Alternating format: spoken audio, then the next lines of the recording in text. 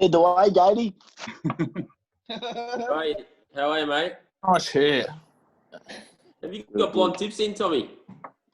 Yeah, just the light, mate. Play on. Yeah, Move very on. nice. Oils. What are you going with, Gator? We're talking one-day cricket, aren't we? Well, I think with cricket being as it is this year, every game's going to be one day, so it might as well be a good place to start with how we want to approach our one-day cricket and a bit of the differences. I guess with your batting innings as well, you don't have that longer time to get yourself in, especially if you're coming in late in the order. So I think we'll speak a little bit about how to approach the first 20 balls that you come into face, and that might change as an opener to a number 6. And then something that I always have trouble with is lowering the eyes on the spinners. Sometimes I like to really launch the spinners, and that seems to put me back in the shed. So how the best to play the spin might be a good one, because I know the spinners in the one day seem to control the game a bit. Yep, definitely. I think a big one on that is, well, something I learned a lot this year was our coach was very set in one day as you had to go at 6, 7 and over for the last 20 overs. And then, I'd always find myself, there was probably 2 or 3 of us that would get starts, 20 to 30, and then feeling that pressure from him, we'd try and ramp it up and we'd go out rather than just, one of the older boys actually said to us later on in the year, you blokes that are in on 20 or 30, you guys can just go at 4, 5 and over, do it easy. And that's better than you guys back in the sheds, 2 new blokes coming out and going at 2 or 3 and over, getting their eye in, and then you hope that they go at 6 and over at the end. So I think a big thing for one-day cricket this year is if you've got 2 blokes in, like even the say number 3 and 4 in, you've been in for 10 overs, you're on 20 or 30, even if you've got 10 overs left and 8 wickets in hand, I don't think it's a smart thing to do to be trying to blaze away and hit 6 or 7 and over that early. If you can still tick the scoreboard over 4 or 5 and over, you guys get your eye in even more, and that's where you go from there. So I just think it's one-day cricket's one of those ones that everyone panics and you get in a rush and everything like that. If you're ticking the scoreboard over at 4 or 5 and over with 2 blokes in, that's going to be gold at the end of the innings, as opposed to you blokes sitting back in the shed.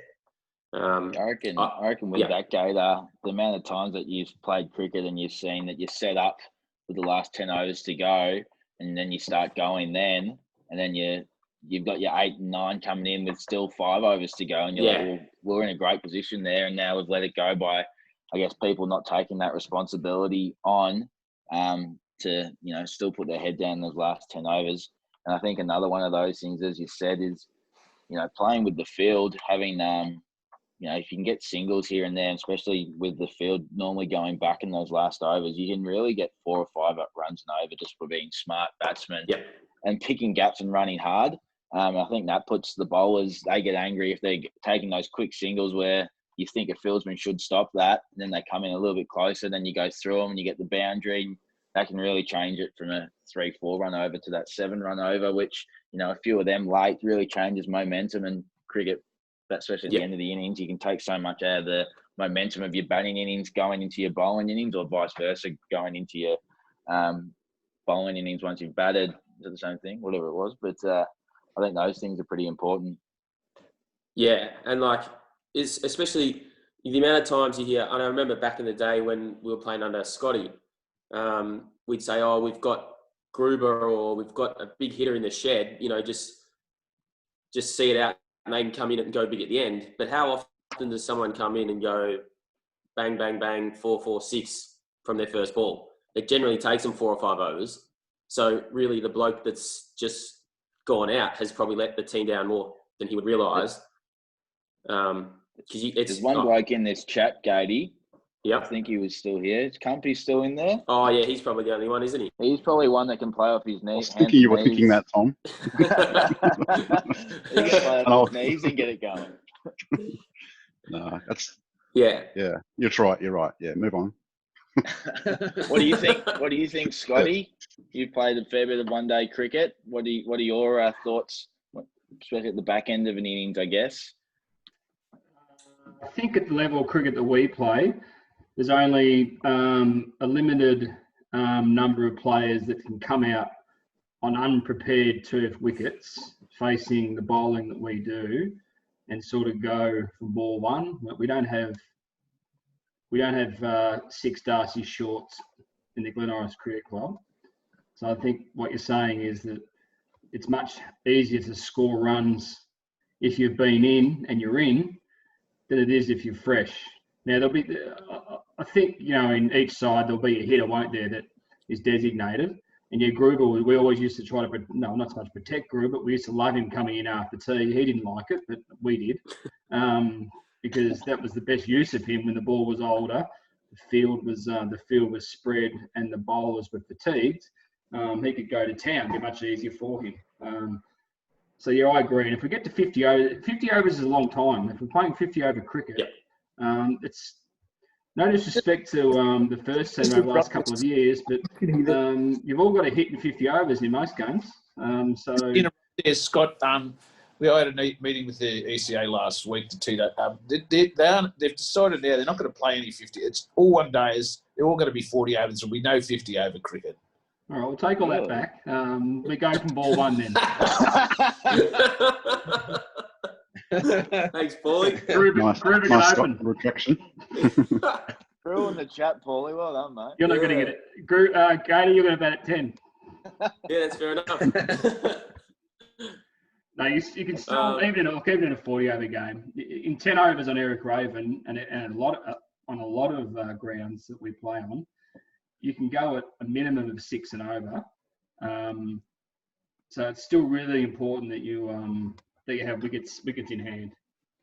If you can get to 30 overs with at least 5 wickets in the shed, then you're in charge of how you want to play. If you want to change your strategies, you can. But if you're 7 down at the 30 over mark, then you haven't really got many options, have you? No, exactly right. Work the angles, work the ball. Gady, what would you do suggesting your first 20 balls, say you're coming in that last 10 or last 20 overs even in a one day, what's your first 20 balls you're looking to do? Get the bloke that's been in on strike. That's a good one. That's it. Like, just turn it over. Don't, to think that you can just come in and blaze boundaries from the start, as Scott said, there's very few blokes that can do it. If there's a bloke that's in, you put the responsibility on him to be the one that's trying to score while you get your eye in and get him on strike. That's the way I'd see it. I don't know if anyone else would have a different theory on it. No, I agree. I agree with that, Brett Gator. I think from a middle order batsman perspective, I think what I focus on, especially in the one day, is if you're coming in with 20 to go or 15 to go, is, as you said, getting the bloke that's been in. But I try and pick 2 of the sweepers. So usually there'll be 4 out at that point. So 2 on the off, 2 on the leg. I just pick one or 2 of the sweepers who I'm trying to hit each ball. So I'm trying to hit the sweeper to hit that single.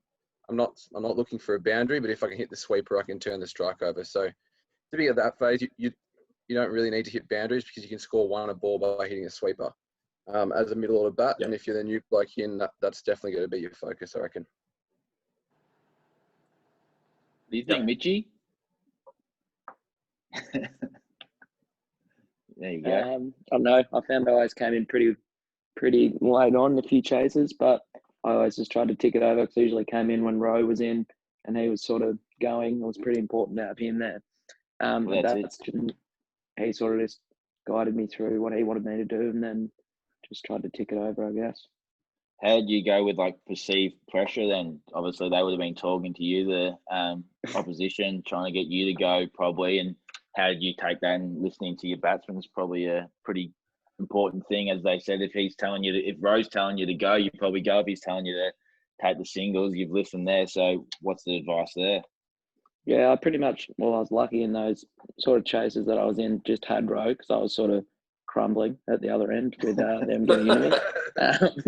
But Rowe was just telling me that I needed to be there. It was sort of on me and him from there. So he just said, just tick it over, just keep playing your shots, just do your thing, and they'll come. And then shots ended up opening up a bit as we got closer and closer, and then they started crumbling. So yeah, sort of swung it back on them, which is good. The Hawthorn game is a great example, wasn't it? Yeah. What about facing spin? We face a lot of spin in one-day cricket now. That's a new phenomenon, but it happens. It does happen every week, doesn't it, KP? Yeah. And spin early as well. Yeah, right. Yeah.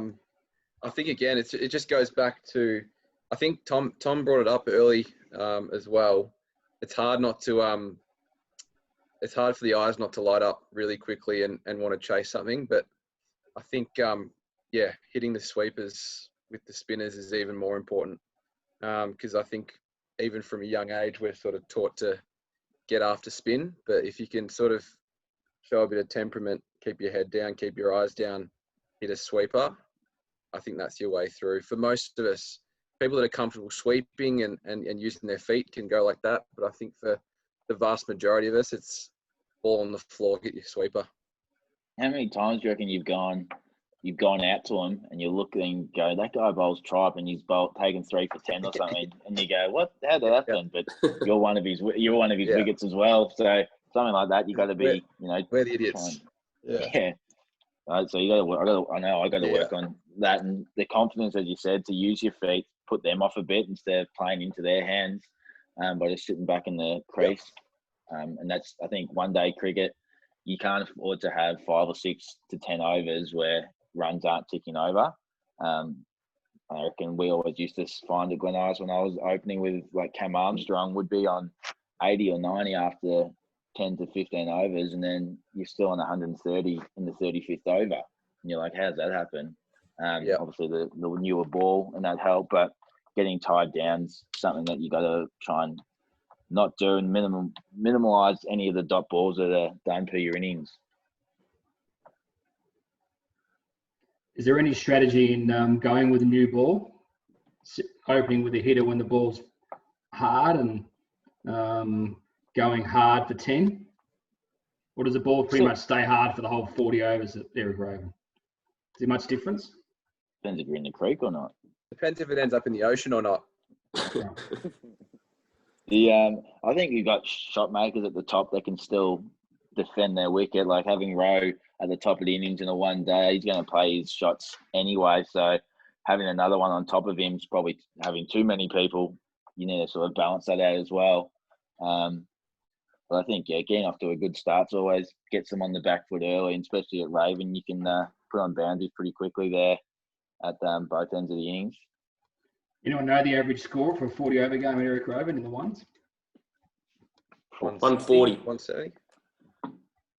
158. What do you reckon, Scouts? Do you know the answer, Scott? I'm going to have a guess and say I'm going to have a guess now and say the winning score over the last 2 or 3 years in the ones in 40 over cricket is probably more like 210. Jeez.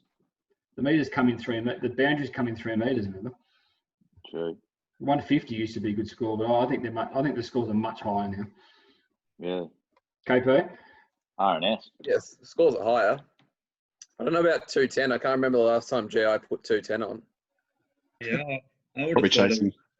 I would have thought it's like 170, maybe 170, 170. Yeah, between 170 and 180. I reckon it's probably. Yeah, but it's it's really tricky. It's a tricky chase, isn't it? With the type of cricket that we play, and the you mentioned the spinners before, the slow bowlers on a slower wicket, and the wicket, the more you can take the pace off the ball, the harder it is for the batters. But the good batters will have a plan for that. So that's something that we've done a lot of work on over the last couple of years, is being really good playing low, slow bowling. And I think for the young fellas in the room, that is something you've got to work on, at practice on the synthetic, and try and get that ball a bit lower and really work, be confident in your game to play that low, slow ball, because there's not a lot of people running around bowling million miles an hour. in our comp. So it's a really good skill to have, and also be really clear that when you get out there, against good spin, you've got a few options, and you go for it. I think with that, Scouts, especially with what Roe was saying last week, having 2 or 3 shots that you're really confident on to play those shots, especially in the one days where you you don't really have 2 days, you got all day to sit to wait for the pull shot or cut shot, whatever it might be. But one days you probably don't have that much time to continually wait for that ball. So you got to be pretty confident on that shot, and especially probably in the nets more than ever this year, trying to play shots that, to get you off strike and do these little unconventional shots, but like try and make one your own, so you can always play that or walk across the stumps and hit one to leg side to get the single. Those little things, I reckon, can be pretty important with your batting and working on this year compared to previous years. Yeah. And just before we went into lockdown, Rowan and I our last session that we caught up with, we were doing some work on sort of a bit of a strategy around facing those spinners and batting with an open stance, and having a few shots when they bowl very straight and full at the stumps, being able to put having a few different options other than just sort of playing an on drive or off drive, being able to sweep and slog sweep from sort of off stump or outside off stump, and a couple of those, if you practice that and you can execute it, I know as a bowler that the last thing I want to see, when I'm bowling to someone, is that they're going to take me from off stump and hit me into the ocean. That's not cool. That puts a lot of pressure on the bowler. But it also sometimes will move your field has to move, and then all of a sudden you've got less fielders on the offside. So then you can just, as Gady was saying before, 4 or 5 singles will work. If you've spread the field a bit, you can get those singles playing sort of normal conventional shots. What about the young fellas? How do you boys set up early in your innings? Coops, Lockie, Bucky?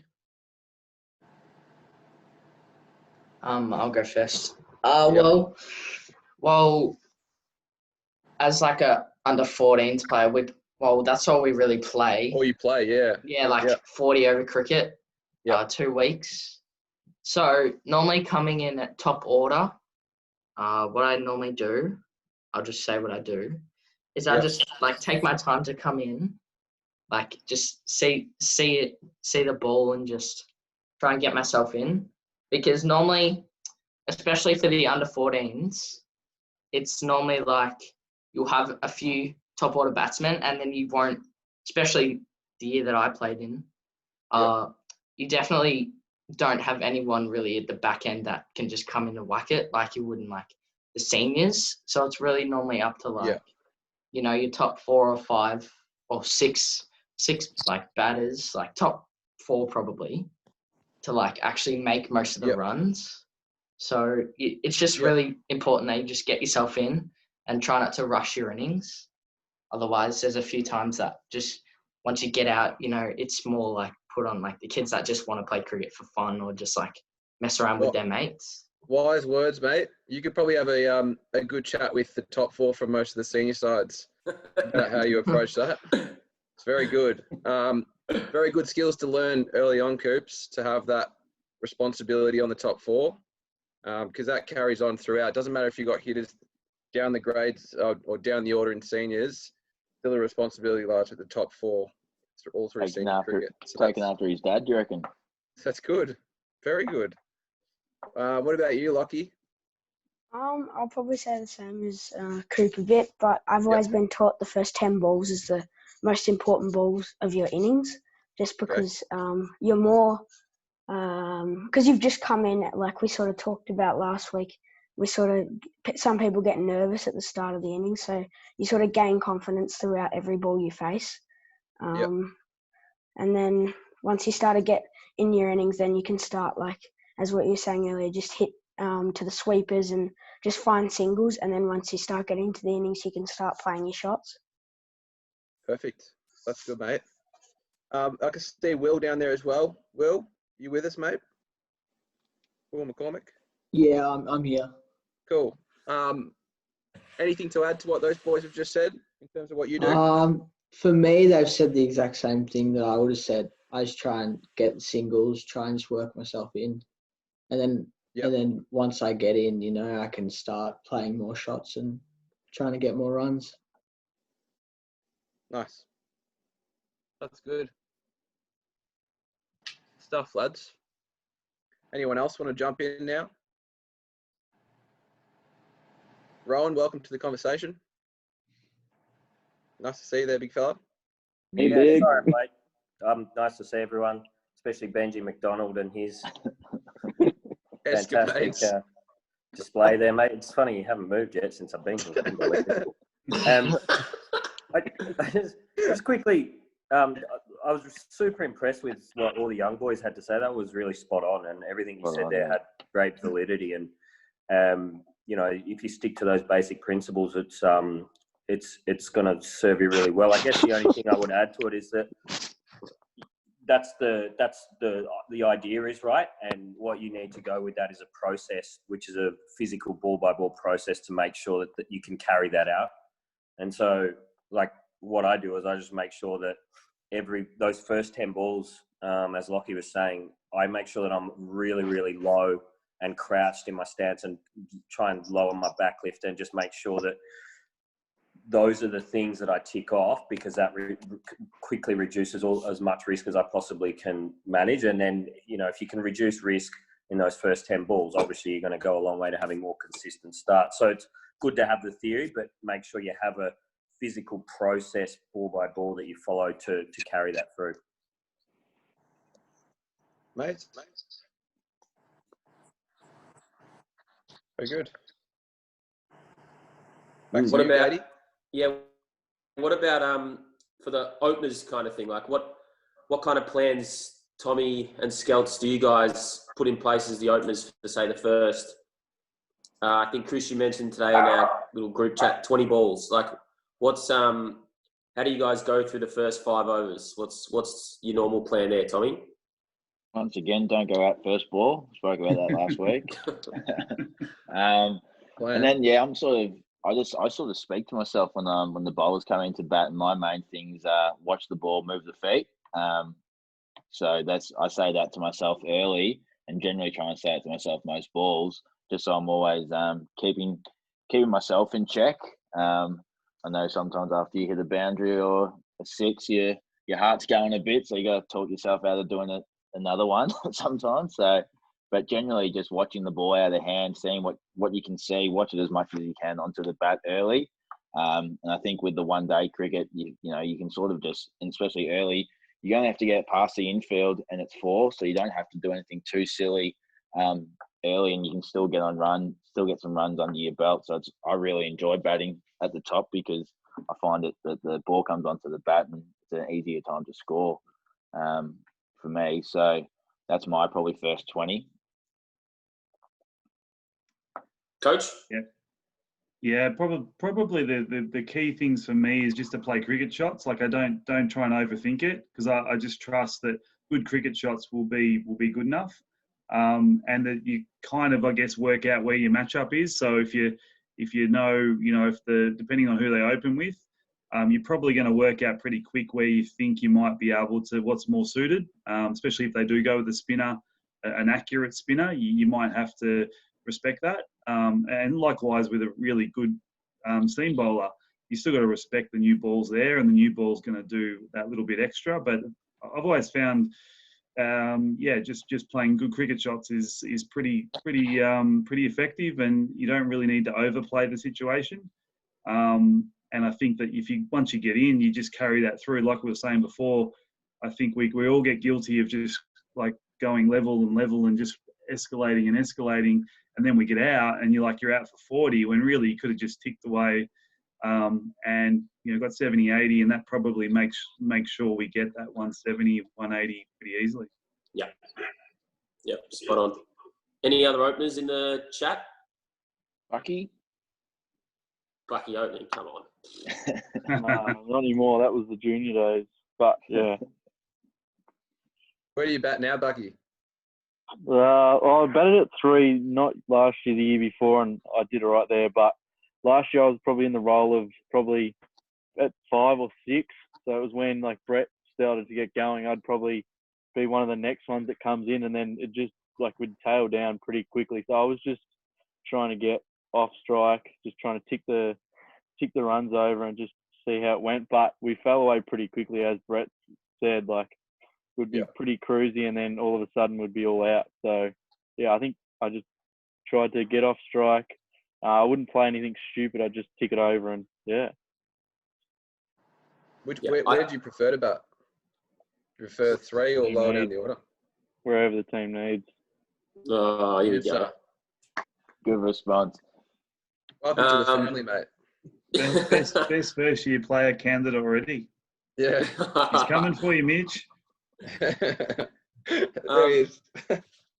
I think so. The last thing in terms of the batting, I might have to hand over to someone else with the bowling because I've got NFI on that.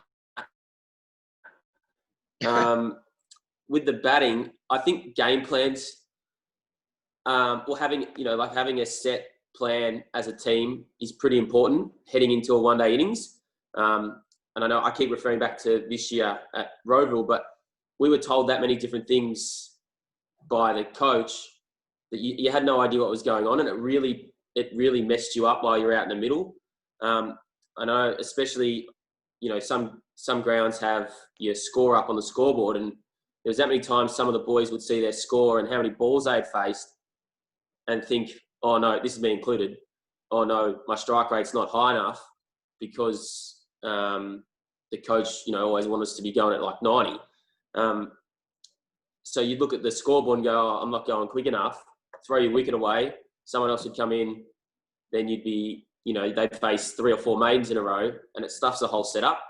So I think having a good plan heading into a one-day innings as a group is really important. I don't know if anyone has any experiences with like mixed messages or plans that really worked, but I just think if you've got a clear idea in your mind of what the team wants and needs from the start, you can always change it at drinks. The coach can come out and say, look, just tick it over a bit more, blah, blah, blah. But if you have a plan in place from the start, I think it clears everyone's minds a bit more and makes it easy to play the one-day game. I think you can have a plan for the innings, and I think you need to break that down to each batsman needs to have their own individual plan. We don't want a big hitter coming in and having to face, try and get through a few overs just by not losing a wicket, and vice versa. Don't want to send someone in who is more of a need hitting ones and twos, and we need to go at 8 and over. So knowing your game and knowing your role within the team's, I guess, game plan is probably important as well, because everyone wants to be playing to their strengths, and don't want to be out of your depth or feeling like you're putting perceived pressure on yourself to do something to help the team out, which in return, if you're in the shed, you can't help out anyone. So I think that's important as well, and that communication to make that from the senior players to to everyone else needs to be there. I reckon. I agree. Shane? Sorry, I'll just say one thing. What you two said is absolutely spot on. And the one thing I reckon that you can always count on, it's never as bad as it seems. The run rate, it's never ever as bad as it seemed. And so it's a great call. It takes a maiden, and so many people panic, but there's always time to make it up. It never ever is as bad as it seems. And I think one of the things in local cricket, what Gady was sort of saying there, is that you can, unless you do have a clear sort of path where you want to get to, it's so easy to throw your wicket away. But those maidens and those dot balls, it's important that you just understand that that's okay, because there is going to be heaps of time. Unless you're going at 12s, 13s, 7s, 8s, 9s is always manageable. I think a big one with that was something that my old man always tells me. If you're on the bowling team or on the batting team, always add 2 wickets to your score and then see what position you're in. So say you're 2 for 90 and then you lose 2 quick wickets, 4 for 90. It's a complete different look, and that goes for both ways. If you're batting and you're, 5 for 130 chasing 180, and then you're like, oh, that's good, and then you lose 2, 7 for 130 chasing 180. It really changes it a bit. So putting that in the back of your mind as well, firing the 2 wickets sort of shows you what can happen because, wickets normally fall in pairs. So, and that puts another pressure on the lower order or whatever to come in and score those runs. So, take it on yourself when you are in and set, like you said before, Gady. Yeah. That's good. All good. Yep. Now, Shane. what about the bowling side of things? Are you gonna enlighten us, Cal? Yes, man. Oh, good. You're still on mute. Still on mute. There we go. How's that? Just very quickly, and Ro will know this through teaching. You got to have a reason. If you're asking someone to do something, they need to know the reason that they're doing it. So what Gady said about communication is really vital. So whoever's in your leadership, whether it's the first, second, third, or under sevens, it doesn't really matter. Every player needs to know why they're in a certain role and make that very, very clear. So the communication process between your leadership in each team to every player, and be explicit in that detail, because they need to know, why am I doing this? What's the benefit for me, and what's the benefit for the team, and where am I going to lead? So I cannot reiterate that point enough with what Gady just mentioned. Communication and being very clear, the reason that we want you to do this is because of X, Y, and Z.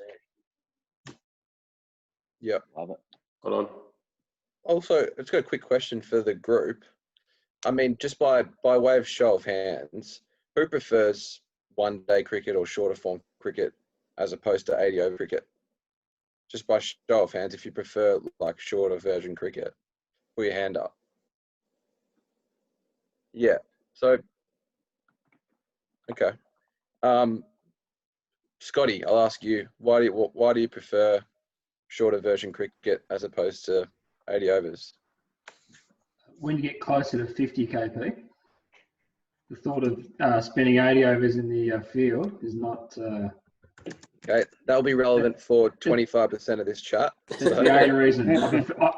As a traditionalist, I love my long form cricket. I love Test cricket, but no, this 100 kegs can't get through 80 overs, so they've got to go to 40. It's an age thing. It's an age thing, more beers to drunk in a Test match. Wiz, Scouts, why the shorter game? Yeah, surprising. I love the competition. You get results. I love the battle. I love being chasing or whatever and having that win at the end of the day. And I just love, that's, I see, you're in a fight for a result every Saturday if you're playing a one day every week, and that's what I like. Yep. Yeah, and I guess for me, being an all-rounder, but also being a fielder too, I've always felt like I can impact the game all the time. So, in a one day, like Tommy said, you're playing for a result. 2-day cricket, obviously the same as well. But if I had a choice, I would choose one day cricket. I reckon and now since they brought in the circle and there's some real strategy to it, and to play that game, play one day well, takes a bit of skill and a bit of craft. So yeah, it's good. Also, being opening batters, Scouts probably if we go out early in the 2-day. That's a lot of overs. A little bit. All right, I'll go the other way. Bag, I haven't heard from you, brother. Can I get you off mute there? So you keep your hand down there. So prefer the longer form of the game, or were you on the fence? On the fence, yeah. Explain to me the neutral zone. The neutral zone. Yeah. As a batsman, probably prefer the shorter form, just because I think probably there's a bit more excitement in it in terms of what you can do, and especially often coming in later down the order, you sort of get a bit of a license sometimes. And I very much enjoy going from ball one, even if it's just trying to get singles. Yeah. Try to work the bowler over a bit and wrestle that control back. But then as a bowler, I probably prefer the other way, where I like to grind batsmen down and really sort of lock away their scoring shots. So the 2-day cricket is better for that one, just because you can get yourself into like a long spell of 10 or 12 overs and just try to really give them nothing for that time. Yeah. What about you, the pad? Chia Dooley? Welcome to the conversation, my friend. Thanks, Chris. I prefer, well, for batting, I definitely prefer 2-day because I often struggle with just getting, as we were just discussing before, facing the spinners on a slow deck and just getting off strike. I'll just end up standing there and getting wrapped on the pads. And there we go. So in that aspect, I definitely prefer the 2-day cricket, but the same issue can happen there. Having said that, I do enjoy the bowling aspect in 1-day cricket, where I can often find you'll be bowling to a very specific plan, so it can make your job simpler in a way. It'll just be like depending on the grade, you'll just have to bowl, just be focusing on bowling one ball because you'll have the field set just for that, just for the batsman so they can only have the one spot to score or something like that. So that aspect is good, but yeah, on the whole, I prefer the 2-day. Yeah. Cool. Anyone else want to share why they prefer one or the other?